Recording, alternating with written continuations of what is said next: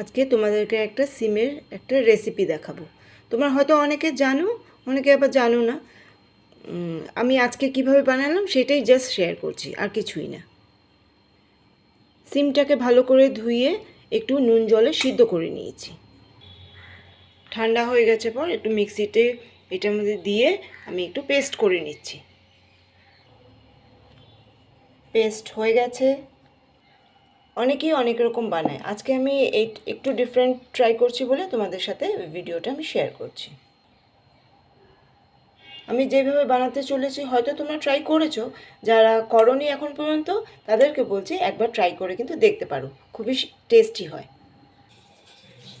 এখন আমি সেই জারের মধ্যে একটু টমেটো কুচোনো, একটু পেঁয়াজ কুচোনো,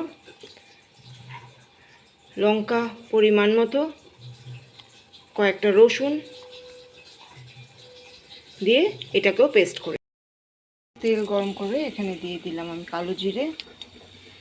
এরপর আমি দিয়ে দিচ্ছি সিম বাটাটা, নেড়ে চেড়ে নেব। এখানে আমি দেবো একটু হলুদ।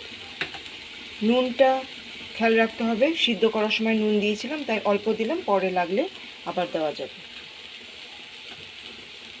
একটু পরিমাণে চিনি, নাড়াচাড়া করে নিই।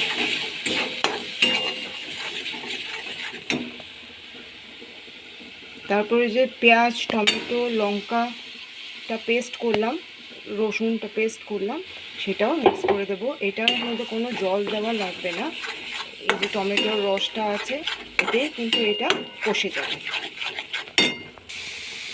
দিয়ে দিলাম একটু কস্তুরি মেথি ফ্লেভারের জন্য।